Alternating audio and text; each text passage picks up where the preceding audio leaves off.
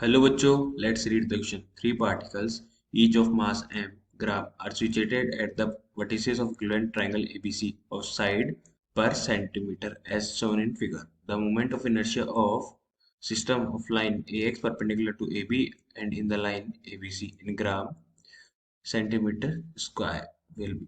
आपको ये ऑप्शन दिया हुआ है, आपके पास एक ट्राइंगल है, उसके अंदर थ्री वर्टिक्स है, ये इक्विलेटरल ट्राइंगल है और उनका मास एम है। हमें इसका मोमेंट ऑफ इनर्शिया निकालना पूरे सिस्टम का, और ए एक्स परपेंडिकुलर है ए बी के इन ट्राइंगल में। तो हमें इसका की कंसेप्ट देखना है।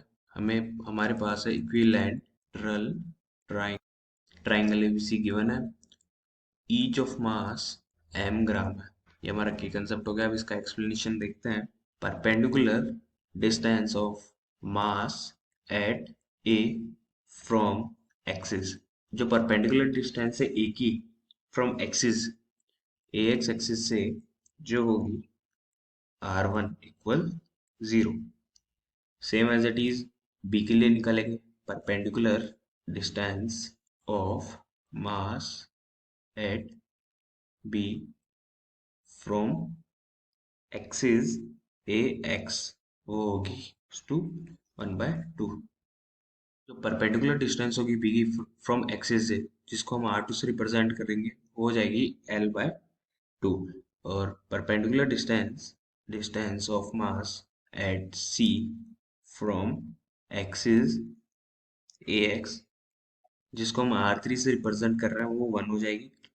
हमें इसका मोमेंट ऑफ इनर्शिया निकालना है पूरे सिस्टम का।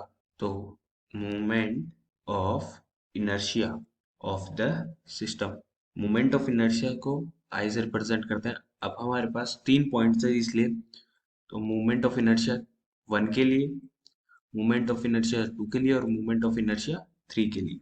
और आई हम जानते हैं mr² होता है, तो हम ये फर्स्ट के लिए, सेकंड के लिए, थर्ड के लिए करेंगे, जो कि होगा m1 r1² plus m2 r2² plus m3 r3²। हमें पता है कि r1 की जो वैल्यू है वो हमारे पास 0 आई थी, और ये 0 है। r2 की वैल्यू, b की जो परपेंडिकुलर डिस्टेंस थी एक्सिस से, वो हमारे पास आई थी L/2 और उसका स्क्वायर। थर्ड की हमारे पास आई गई थी L, तो उसमें हो जाएगा उसका स्क्वायर। हम इसको सॉल्व करेंगे तो हमारे पास आएगा 5/4 मीटर ml²। तो ये हमारा मोमेंट ऑफ इनर्शिया आ गया है। अब हम चेक करते हैं कौन सा ऑप्शन करेक्ट है। तो option A and correct and all are wrong. I hope you understand this solution.